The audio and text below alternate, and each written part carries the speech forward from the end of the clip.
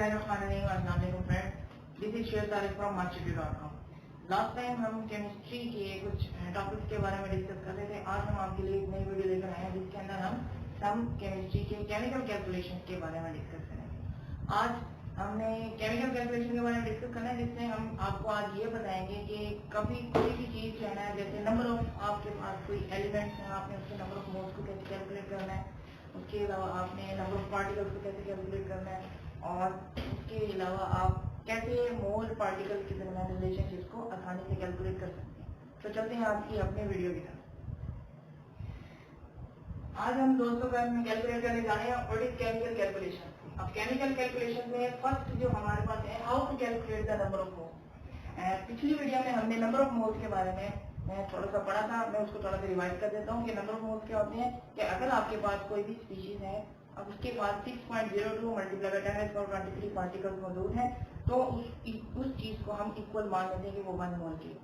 तो अब उस चीज को मद्देनजर रखते हुए हम कैसे नंबर ऑफ मोल्स को कैलकुलेट कर सकते हैं। यानी कि अगर हमारे पास कोई इक्वेशन मौजूद है या हमारे पास किसी भी चीज की क्वांटिटी ग्राम्स में मौजूद है, मॉलिक्यूलर मास है, गिवन है, तो हम कैसे नंबर ऑफ मोल्स को कैलकुलेट कर सकते हैं। तो यहाँ पे हमारे पास एक फार्मूला है कि how to calculate the number of moles. So number of moles जो है वो कैसे कैलकुलेट किया जा सकता है। Number of moles is equal to given mass और मोलर मास।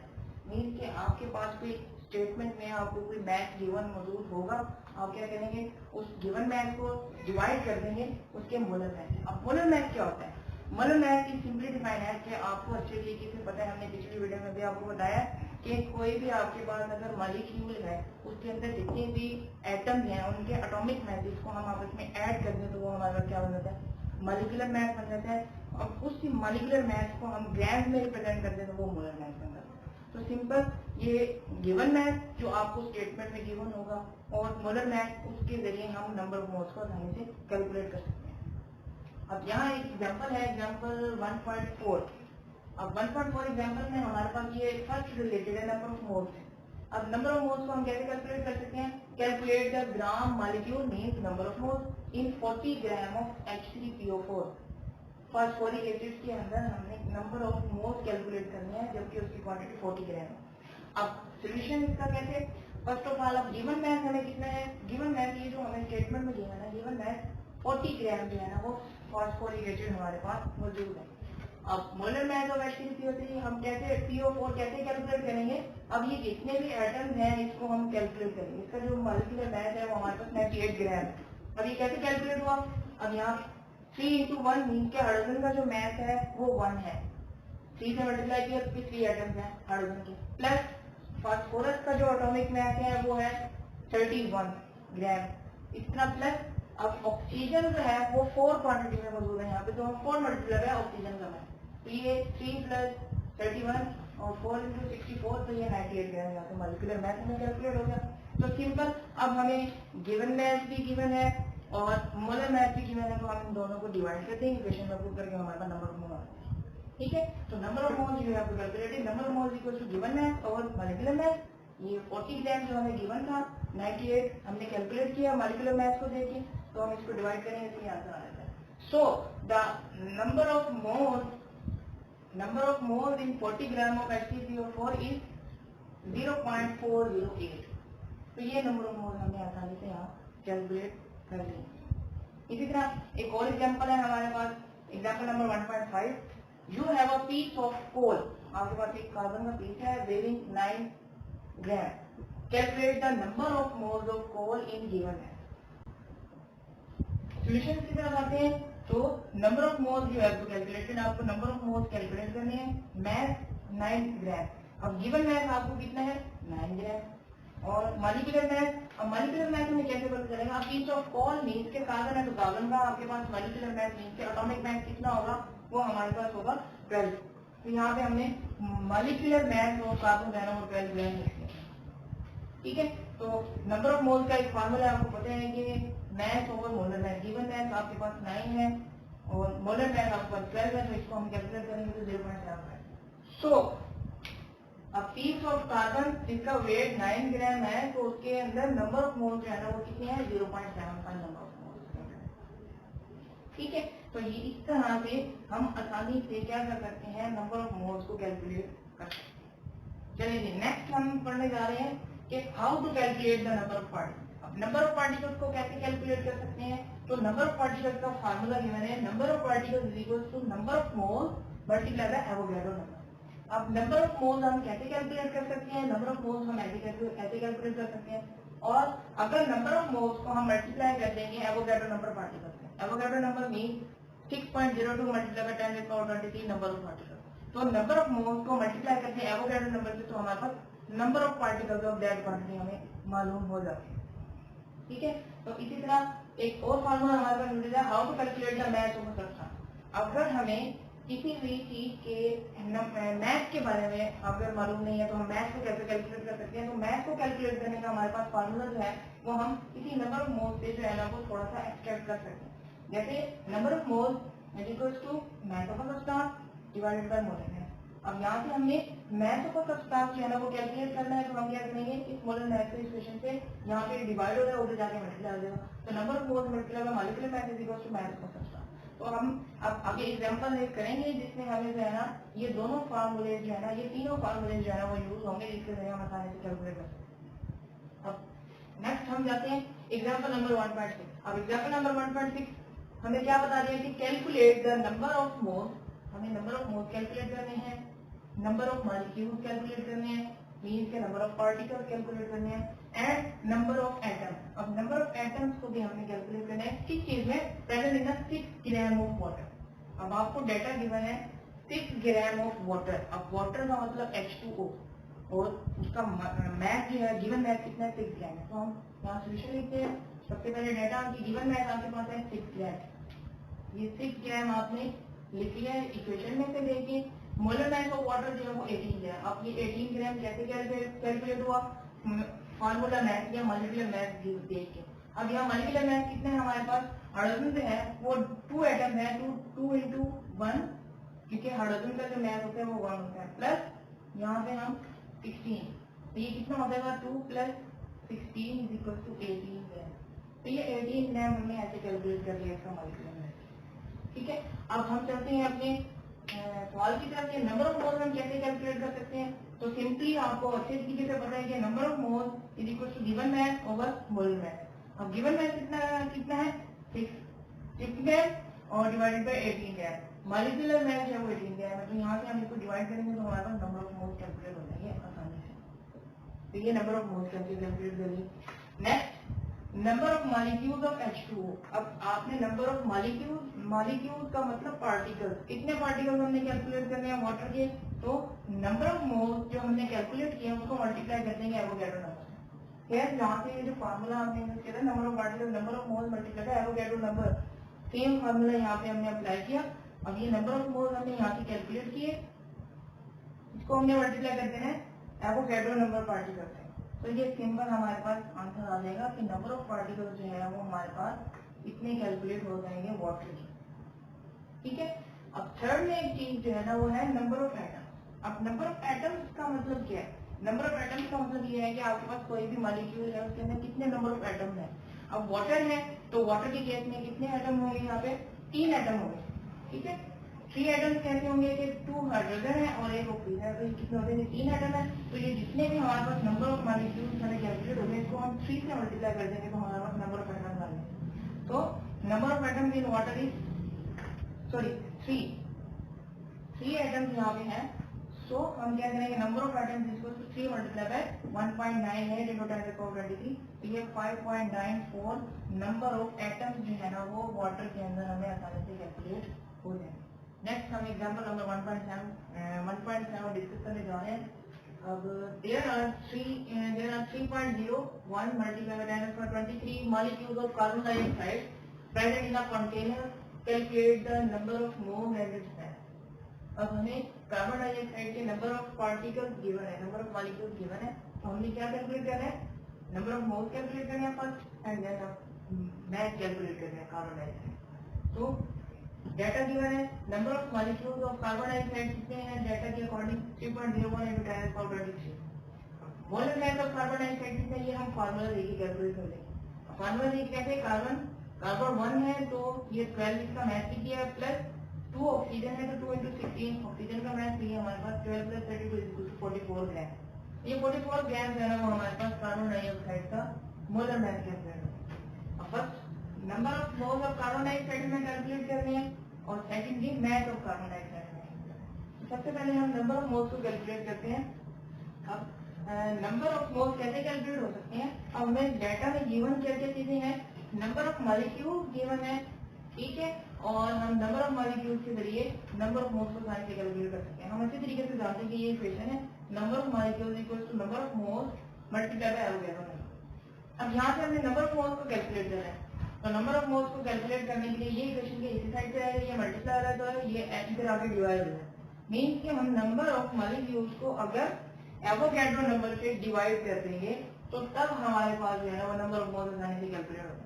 तो यहाँ पे हम वैल्यूज पुट करते हैं कि number of moles is equal to number of particles number of molecules of carbon dioxide divided by Avogadro number. ये इक्वेशन में हमने डिवाइड किया तो ये हमारे पास नंबर ऑफ मोल्स आसानी से कैलकुलेट हो जाता है। तो अब ये इक्वेशन हमें ये बता रही है कि अगर आपको नंबर ऑफ पार्टिकल्स गिवन है तो आप नंबर ऑफ मोल्स को आसानी से कैलकुलेट कर सकते हैं, या फिर अगर आपको नंबर ऑफ मोल्स गिवन है तो आप नंबर ऑफ पार्टिकल्स को आसानी से कैलकुलेट कर सकते हैं। ये दोनों रिलेशनशिप जो है ना वो कहलाते हैं mole particle calculation and mole mass calculation, ठीक है। तो नेक्स्ट हम इसी इक्वेशन के अंदर जो है ना इसी एग्जांपल नंबर 1.7 के लिए वो है कि how to calculate number of moles. अब नंबर ऑफ मोल्स हमें कैलकुलेट हो गए, नेक्स्ट हमने करना है mass of carbon dioxide calculate. अब मास ऑफ कार्बन डाइऑक्साइड कैसे कैलकुलेट होगा, तो हमें अच्छे तरीके से पता है कि नंबर ऑफ मोल्स जो है ना वो किस चीज के बराबर होते हैं, given mass over molar mass, यानी कि मास ओवर मोलर मास। अब यहाँ से हमने मास कैलकुलेट करना है तो ये मोलर मास से डिवाइड होकर जरिए जाकर मल्टीप्लाई हो जाएगा, तो number of moles multiply by molar mass is equal to mass. तो यहाँ पे हम नंबर ऑफ मोल्स जो हमने यहाँ कैलकुलेट किए हैं ये नंबर ऑफ मोल्स यहाँ पे पुट करेंगे, मोलर मास ये मैंने यहाँ आपको भी कैलकुलेट करके बताया, हम ये नंबर ऑफ मोल्स को मल्टीप्लाई कर देंगे मोलर मास से तो हमारे पास मास आ जाएगा। तो मास ऑफ कार्बन डाइऑक्साइड जो है ना वो कितना हो जाएगा 22 ग्राम। तो इस तरह से हम आसानी से केमिकल कैलकुलेशंस को रिप्रेजेंट भी कर सकते हैं और हम आसानी से इनको याद भी कर सकते हैं।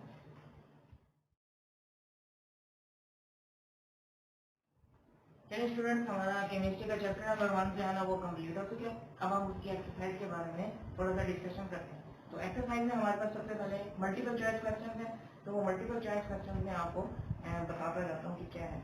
फर्स्ट जो हमारे पास एमसीक्यूज है वो है industrial chemistry deals with the manufacturing of compound. Option है आपके पास in the laboratory, on micro scale, on commercial scale और इकोनॉमिक स्केल। तो ये इंडस्ट्रियल केमिस्ट्री डील करती है हमारे पास कि हमने केमिकल्स को बहुत ज्यादा तादाद पे लार्ज पैमाने पे बनाना होता है, तो इसका राइट आंसर जो है वो हमारे पास क्या बन जाएगा, C on commercial scale. Next MCQ, which of the following compound can be separated by physical means. 10 जेल में से कौन सा कंपाउंड है जो कि फिजिकल मीन्स से आप सेपरेट कर सकते हैं। फर्स्ट ऑप्शन है मिक्सचर, सेकंड है एलिमेंट, कंपाउंड एंड रेडिकल। तो option a mixture is the right answer. तो मिक्सचर जो है वो हम उसको फिजिकल मीन्स के जरिए क्या कर सकते हैं, आसानी से सेपरेट कर सकते हैं। तो ए इज द राइट आंसर। और MCQ number 3, the most abundant element occurring in the ocean. Ocean के अंदर मोस्ट अबंडेंट एलिमेंट कौन सा है हमारे पास, ऑक्सीजन आंसर है, हाइड्रोजन है, नाइट्रोजन है, सिलिकॉन है। तो ऑक्सीजन की जो परसेंटेज है वो बहुत ज्यादा तादाद होती है, तो इसका A is the right answer. MCQ number 4, which one of the following element is found in most abundance in the earth crust। अब अर्थ क्रस्ट के अंदर मोस्ट अबंडेंट एलिमेंट कौन से होते हैं, ऑप्शन आपके पास है oxygen, aluminium, silicon and iron. तो ऑक्सीजन की जो परसेंटेज है वो बहुत ज्यादा होती है, तो oxygen is the right answer, A is the right answer. MCQ 5, the third abundant gas found in earth atmosphere। अब अर्थ एटमॉस्फेयर के अंदर मोस्ट अबंडेंट थर्ड नंबर वाली गैस कौन सी है, तो फर्स्ट पे तो ऑक्सीजन है, सेकंड पे नाइट्रोजन है और थर्ड पे आर्गन है। तो थर्ड पे हमारे पास मोस्ट अबंडेंट जो गैस हो जाएगी वो आर्गन। तो option D is the right answer. Next, 1 atomic mass unit is equivalent to. अब 1 AMU इज इक्वल टू किस चीज के बराबर होता है, तो इसका राइट आंसर जो है ना वो है बी, 1.66 into 10⁻⁻²4 ग्राम। ये एक्सरसाइज की शॉर्ट क्वेश्चन है जो हमने पीछे एटॉमिक मास यूनिट में डिस्कस किया था। 1 AMU is equal to 1.66 into 10⁻⁻24 gram. तो B is the right answer. Next MCQ, which one of the following molecule is not triatomic. अब 10 में से कौन सा एटम है जो कि ट्राइएटॉमिक नहीं है? Hydrogen molecule H2, B answer, O3, C H2O, D carbon dioxide CO2। तो H2 is the right answer, क्योंकि ये जो है वो डाइएटॉमिक मॉलिक्यूल है, बाकी जितने भी ऑप्शन हैं वो ट्राइएटॉमिक है। सो A is the right answer. Next MCQ, the mass of one molecule of water. अब वन मॉलिक्यूल ऑफ वाटर का आपके पास एटॉमिक मास कितना होता है? तो हाइड्रोजन प्लस ऑक्सीजन के एटॉमिक मास को कैलकुलेट करेंगे और कितना आ जाएगा? 18 ग्राम। तो यहाँ B is the right answer, 18 gram. Next, molar mass of H2SO4, sulphuric acid का मोलर मास किस चीज के इक्वल होगा? तो option A 98, B 98 AMU, C 9.8 gram, D 9.8 AMU। So A is the right answer, 98 gram, because यहाँ पे molar mass की बात हुई है, तो मोलर मास जो है ना वो ऑलवेज ग्राम में रिप्रेजेंट किया जाता है। सो A is the right answer. MCQ 10, which one of the following is the molecular mass of oxygen in atomic mass unit. अब 10 में से कौन सा ऑक्सीजन का मॉलिक्यूलर मास होगा जो कि एटॉमिक मास यूनिट में रिप्रेजेंट है? तो ऑक्सीजन का जो मास होता है वो 16 होता है, तो O2 16 मल्टीप्लाई है 2 कितना हो जाएगा? 32। तो 32 AMU is the right answer. Option A जो है वो हमारे पास क्या हो जाएगा? Right answer. Next, how many number of moles are equivalent to 8 grams of carbon dioxide. अब नंबर ऑफ मोल्स कैसे कैलकुलेट कर सकते हैं? वो हमारे पास फार्मूला मौजूद है, given mass over molecular mass. तो गिवन मास हमें कितना है? 8 ग्राम, और कार्बन डाइऑक्साइड का मोलर मास हम कैलकुलेट करेंगे 44 ग्राम होते हैं, तो 8 divided by 44, 0.18 is the right answer. तो बी इस ऑप्शन का right answer. Option 12, in which one of the following pair has same number of ions. वैसे में भी कौन से ऐसे एलिमेंट हैं जिनके सेम नंबर ऑफ आयंस हैं? तो option B is the right answer, half mole of NaCl and 1.3 moles of magnesium chloride. तो ये C is the right answer. 13 MCQs, which one of the following pair has same mass। वैसे में से कौन सा जो है जिसमें सेम नंबर ऑफ मास है? तो 1 mole of carbon monoxide and 1 mole of nitrogen. अब कार्बन का मास होता है 12, ऑक्सीजन का मास होता है 16, तो ये 12 प्लस 16 कितना हो जाएगा हमारे पास?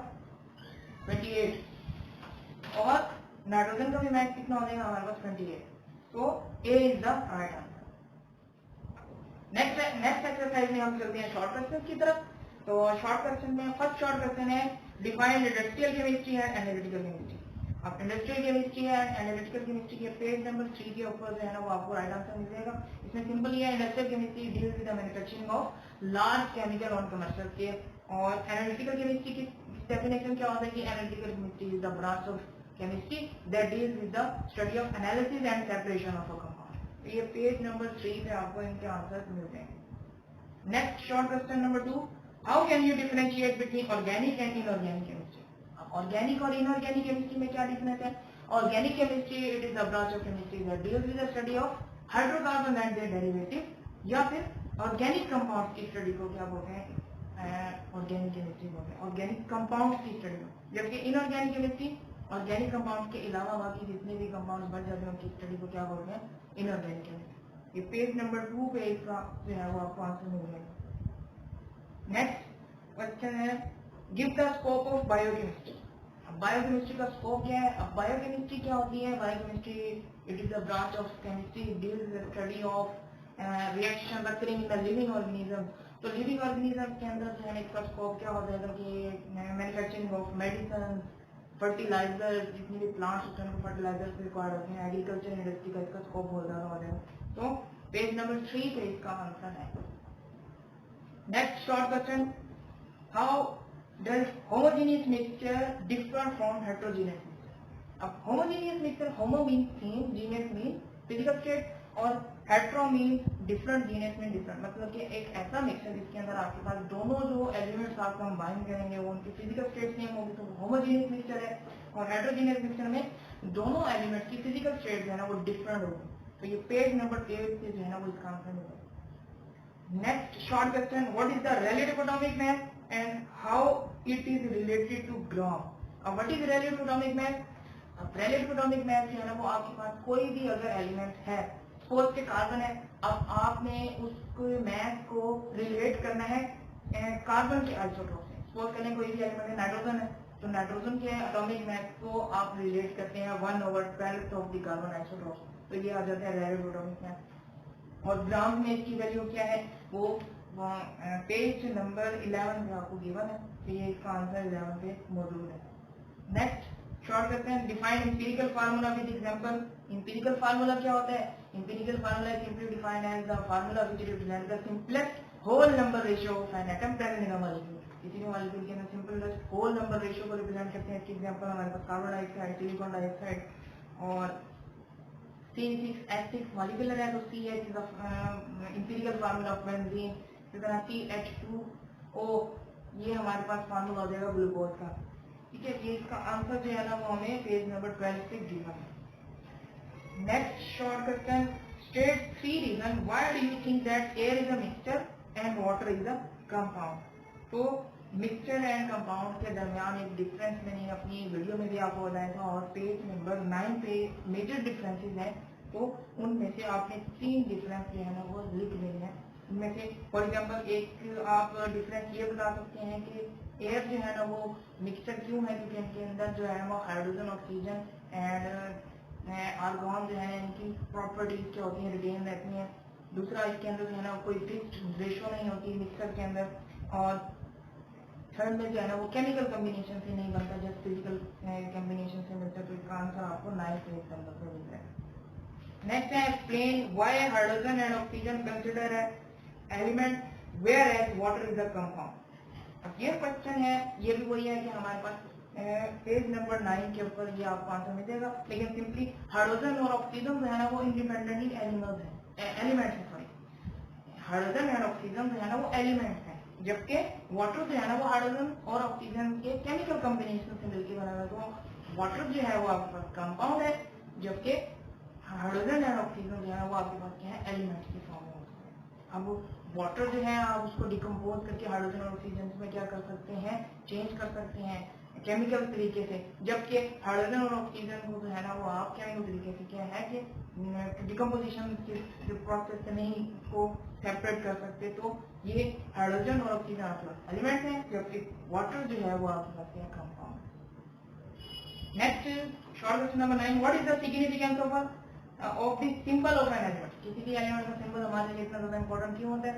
अब इसका आंसर जो है वो हमें पेज नंबर 6 पे मौजूद है। अब सिंबल जो है वो बहुत ज्यादा इंपॉर्टेंट क्यों होता है, सिंबल इसलिए बहुत ज्यादा इंपॉर्टेंट होता है कि हमें पूरा कैपिटल उसका जो है ना वो पूरा नाम लिखने की जरूरत नहीं होती, जस्ट एक कैपिटल लेटर हम लिख लेते हैं जिसकी वजह से हमें रिप्रेजेंटेशन हो जाती है। फॉर एग्जांपल हमारे पास जो है ना वो हाइड्रोजन है, तो हम हाइड्रोजन को कंप्लीटली लिखने की बजाय हम वहाँ पे लिख सकते हैं जस्ट कैपिटल लेटर H। इसी तरह सोडियम है, तो सोडियम को कंप्लीट नाम लिखने की बजाय अगर हम Na लिख देंगे तो हमें कंप्लीट रिप्रेजेंटेशन हो जाएगी। तो ये इसकी अहमियत ये है कि हम आसानी से इसको पढ़ सकते हैं और एक वर्ड लिखने से हमें पूरे एलिमेंट के पूरे नाम के बारे में पता चलता है। Next, state the reason soft drink is a mixture and water is a compound.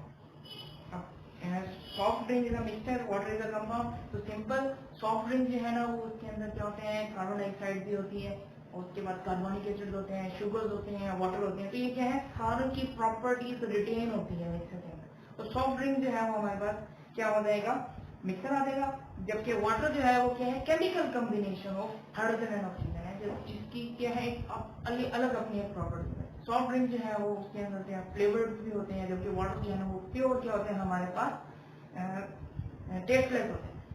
Third इसकी रीजन क्या हो जाएगी कि सॉफ्ट ड्रिंक जो है ना उसके अंदर जो है ना वो कलर्ड होते हैं, जबकि वाटर जो है ना वो क्या होता है, कलरलेस। ये 3 मेजर डिफरेंसेस हैं, रीजन है जिसके जरिए सॉफ्ट ड्रिंक जो है ना वो हमारे पास क्या है, मिक्सचर है, जबकि वाटर कंपाउंड है। Short question number 11, classify the following into elements, compound and mixture. अब ये 5 हमारे पास तकरीबन शॉर्ट क्वेश्चन है, जिसमें हम क्या कर सकते हैं, अब जस्टिफाई करने के कौन कौन सा एलिमेंट है, कंपाउंड एंड मिक्सचर। अब helium and hydrogen, first answer जो है ना वो हीलियम और हाइड्रोजन। हीलियम को अगर देखा जाए तो हीलियम जो है ना वो एक जस्ट मॉलिक्यूल की फॉर्म में भी है और जस्ट एक एलिमेंट भी है, जबकि हाइड्रोजन जो है H2 जो है ना वो 2 एटम्स आपस में कंबाइन होके एक मॉलिक्यूल बनाया हुआ है। तो हाइड्रोजन जो है वो हमारे पास क्या है, एक मॉलिक्यूल है। तो मॉलिक्यूल मीन के हाइड्रोजन जो है वो एक कंपाउंड है, जबकि हीलियम जो है ना वो एक सिंगल एलिमेंट है। नेक्स्ट है कार्बन मोनोऑक्साइड एंड कॉपर। अब carbon monoxide and copper carbon monoxide जो है ना वो combination of carbon and oxygen है, तो ये आपके पास क्या हो जाएगा, कंपाउंड हो जाएगा। इसी तरह कॉपर जो है वो एक सॉरी कोबाल्ट जो है वो आपके पास क्या है, एक मेटल है, एक एलिमेंट है, ये डिफरेंस हो गया, एलिमेंट है। नेक्स्ट है वाटर एंड मिल्क। अब वाटर जो है वो आपके पास क्या चीज है, एक कंपाउंड है, दो एलिमेंट से मिलके बना हुआ है, जबकि मिल्क जो है वो आपके पास मिक्सचर है। नेक्स्ट हमारे पास है वाटर एंड मिल्क। तो वाटर जो है वो हमारे पास कंपाउंड है, it is a combination of hydrogen and oxygen, जबकि मिल्क जो है वो हमारे पास मिक्सचर होता है, इसमें शुगर भी है, वाटर भी है और लैक्टिक एसिड भी है। सो ये वाटर जो है वो कंपाउंड हो जाएगा, मिल्क जो है वो हमारे पास मिक्सचर हो जाएगा। नेक्स्ट है गोल्ड एंड ब्रॉन्ज। गोल्ड जो है वो आपके पास एक मेटल है जो कि प्योर फॉर्म में है, तो इसे हम क्या बोलेंगे, सब्सटेंस बोलेंगे, जबकि ब्रॉन्ज जो है it is a combination of copper and zinc, तो ये ब्रॉन्ज हमारे पास क्या बन जाएगा, मिक्सचर बन जाएगा। नेक्स्ट है आयरन एंड स्टील। तो आयरन जो है आपके पास एक प्योर मेटल है जो कि सब्सटेंस है, जबकि स्टील जो है वो आपके पास क्या है, मिक्सचर है, जो कि आयरन और जिंक या आयरन और कॉपर से मिलकर बना हुआ है। नेक्स्ट है short question number 12, define atomic mass unit, why it is needed. अब एटॉमिक मास यूनिट इसका पेज नंबर 11 से आंसर है। तो सिंपल एटॉमिक मास यूनिट ये है कि आपके पास कोई भी रिलेटिव एटॉमिक मास है उसको आप ग्राम्स में रिप्रेजेंट कर जाते हैं, तो वो एटॉमिक मास यूनिट होते हैं। आपकी अहमियत क्या है, इसकी अहमियत ये है कि आपके पास कोई भी छोटी से छोटी क्वांटिटी होती है तो उसको आसानी से काउंट नहीं कर सकते। जैसे कि आपके हेयर्स वगैरह हैं तो आप इसको काउंट नहीं कर सकते, जितना छोटी छोटी क्वांटिटीज हैं आप उनको सैंड पार्टिकल्स को कैलकुलेट नहीं कर सकते। तो एटॉमिक मास यूनिट एक ऐसा यूनिट है जिसके लिए हम रिलेट कर लेते हैं एटॉमिक मास को और आसानी से कैलकुलेट कर लेते हैं। नेक्स्ट शॉर्ट क्वेश्चन है हमारे पास, state the nature and name of a substance formed by combining the following. अब फॉलोइंग है, इनको कंबाइन करके हमारे पास क्या बनेगा, zinc plus copper. Zinc and copper को जब हम आपस में कंबाइन करेंगे तो हमारे पास क्या बन जाएगा, एक मिक्सचर बन जाएगा, अलॉय बन जाएगा। नेक्स्ट है water and sugar. Water and sugar को जब हम आपस में मिक्स करेंगे तो एक सॉल्यूशन भी बन जाएगा हमारे पास, और हम उसको ये कह सकते हैं कि ये मिक्सचर भी बन जाएगा हमारे पास, ठीक। Next aluminium and sulphur. Aluminium and sulphur को जब हम आपस में कंबाइन करते हैं तो ये कंपाउंड बन जाता है। ऐसे अब एल्यूमिनियम है, एल्यूमिनियम प्लस सल्फर, जब हम इसको आपस में कंबाइन करेंगे तो ये क्या बन जाएगा, ये चीज बन जाएगी। तो एल्यूमिनियम की जो वैलेंसी होती है वो 3 होती है, तो ये 2 × 3 जो है ना वो हमारे पास ये कंपाउंड बन जाएगा, जिसके अंदर एक फिक्स केमिकल रेशियो हमारे पास मौजूद हो। नेक्स्ट है आयरन, क्रोमियम एंड निकल। तो ये मिक्सचर्स ऑफ मेटल है, तो ये भी हमारे पास क्या है, alloy formation. Next short question, differentiate between molecular mass and formula mass. और डिफरेंशिएट मीन्स के मॉलिक्यूलर मास क्या होता है, आपके पास कोई भी मॉलिक्यूल है, अगर आप उसके एटम्स को ऐड कर देंगे, एटम्स के मास को ऐड कर देंगे तो वो मॉलिक्यूलर मास बन जाएगा। और फार्मूला मास के जितने भी आयनिक कंपाउंड होंगे, आयनिक कंपाउंड के एटॉमिक मासेस को हम क्या करेंगे, जमा करेंगे तो वो formula. Which of the following has molecular formula, H2O, NaCl, potassium iodide, sulphuric acid. तो वाटर H2O जो है ना वो हमारे पास क्या है, एक मॉलिक्यूलर फार्मूला है, बाकी सारी जो है ना वो फार्मूला यूनिट है। Next short question 15, which one has more atom। 10 में से कौन सा जो है ना वो मोर एटम है, 10 gram of aluminium and 10 gram of iron. अब 10 ग्राम ऑफ एल्यूमिनियम का मतलब ये है कि आपने इसके नंबर ऑफ मोल्स कैलकुलेट करने हैं। नंबर ऑफ मोल्स कैलकुलेट करेंगे तो तब हमें नंबर ऑफ मोल्स पता चल जाएंगे। अब दोनों के नंबर ऑफ मोल्स में से एल्यूमिनियम की जो है वो 2.2 मोल्स है, जबकि आयरन के जो है 1.09। तो मोर एटम जिसमें हो जाएंगे जिसके नंबर ऑफ मोल्स ग्रेटर होंगे, तो 10 ग्राम ऑफ एल्यूमिनियम है उसके ग्रेटर नंबर ऑफ मोल्स होंगे। Next short question, which has more molecules. 10 में से किसके मॉलिक्यूल ज्यादा होंगे, 9 gram of water and 9 gram of sugar. तो इस दोनों के हम क्या करेंगे, नंबर ऑफ मोल्स को कैलकुलेट कर लेंगे।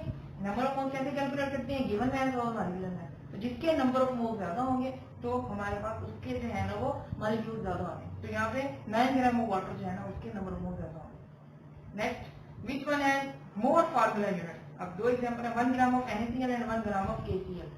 अब दोनों 1 ग्राम है आपके पास, तो जो भी 1 ग्राम मतलब कि इक्वल ग्राम के जो भी चीजें होती हैं तो उनका मोल्स इक्वल होता है। तो इन दोनों के जो है वो सेम हमारे पास यहाँ पे फार्मूला यूनिट। नेक्स्ट है differentiate between homoatomic and heteroatomic molecule with example. इसका आंसर जो है ना वो पेज नंबर 16 पे है। सिंपली होमोटॉमिक जो है ना वो सेम टाइप ऑफ एटम से आपस में मिलके बने हुए होते हैं। हेटेरोटॉमिक मॉलिक्यूल जो है ना वो हमारे पास डिफरेंट टाइप ऑफ एटम से मिलके बने होते हैं। फॉर एग्जांपल हमारे पास जो है वो हाइड्रोजन H2, ठीक है, O2, ये क्या है, होमोटॉनिक मॉलिक्यूल है, सेम सेम एटम्स है। इसी तरह यहाँ पे हमारे पास सल्फर 8 जो है वो 8 सल्फर के एटम्स आ सकते हैं, जबकि HCl, ठीक है, H2O, ये क्या है, डिफरेंट टाइप ऑफ एटम्स आपस में मिलकर मॉलिक्यूल बनाते हैं, हेटेरोटॉनिक मॉलिक्यूल। इसका आंसर पेज नंबर 16 है। Next short question, in which one of the following the number of hydrogen atoms are more. अब आपको दो एग्जांपल गिवन है कि आपके पास जो है वो 2 मोल्स ऑफ HCl है और 1 मोल ऑफ अमोनिया। अब 2 moles of HCl, 2 moles of HCl and 1 mole of आपके पास अमोनिया। अब आपने बताना है कि इसमें से greater number of hydrogen atoms कितने मौजूद है। तो यहाँ पे गिवन है कि 2 मोल्स का मतलब है 2 हाइड्रोजन एटम है, यहाँ पे 1 मोल का मतलब है 3 हाइड्रोजन एटम। तो अमोनिया के अंदर जो है ना वो number of atom, hydrogen atoms जो है ना वो ग्रेटर है। अब चलते हैं हम लॉन्ग क्वेश्चन की तरफ। तो फर्स्ट लॉन्ग क्वेश्चन है, define element and classify the elements with example. तो ये हम पिछली वीडियो में बड़ी डिटेल के साथ डिस्कस कर चुके हैं। तो ये पेज नंबर 5 to 6 जो है ना वो इसका आंसर मौजूद है, वहां से आप देख सकते हैं। नेक्स्ट है, list 5 characteristics by which compound can be distinguished from mixture. तो ये कंपाउंड एंड मिक्सचर के दरमियान डिफरेंस की मैं एक वीडियो कंप्लीट बना चुका हूँ, तो आप पेज नंबर 9 पे भी ये मौजूद है और आप वीडियो भी देख सकते हैं। Next, differentiate between the following with example.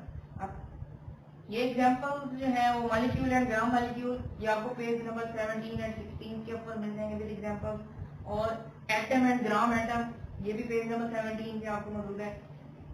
Molecular math and molar math, ये भी आपको पेज नंबर 13 एंड 19 पे मौजूद है। और chemical formula and gram formula, ये आपको पेज नंबर 11 एंड 17 पे जो है ना वो मौजूद है। ये हम बड़ी डिटेल में डिस्कस भी कर चुके हैं, तो आप इसके एग्जांपल्स नोट करके लिख सकते हैं। Question number 4, mole is a SI unit for the amount of a substance, define it with example. अब मोल जो है वो सिस्टम इंटरनेशनल का एक यूनिट है जिसे हम एवोगैड्रो नंबर कहते हैं। तो पेज नंबर 17 से 18 जो है ना वो विद एग्जांपल्स का आंसर मौजूद है, तो आप वहां से इसको देख के याद भी कर सकते हैं। चलिए फ्रेंड्स, जहाँ तक हमने 9th class chemistry chapter number 1 जो है ना वो कंप्लीट डिस्कस कर लिया है, और इंशाल्लाह ताला हम नेक्स्ट जो है ना वो वीडियो के अंदर आपको नेक्स्ट मजीद केमिस्ट्री के चैप्टर जो है ना वो डिस्कस कराएंगे। अगर आप लोगों को कोई क्वेश्चन है तो आप कमेंट्स बॉक्स में हमसे शेयर कर सकते हैं।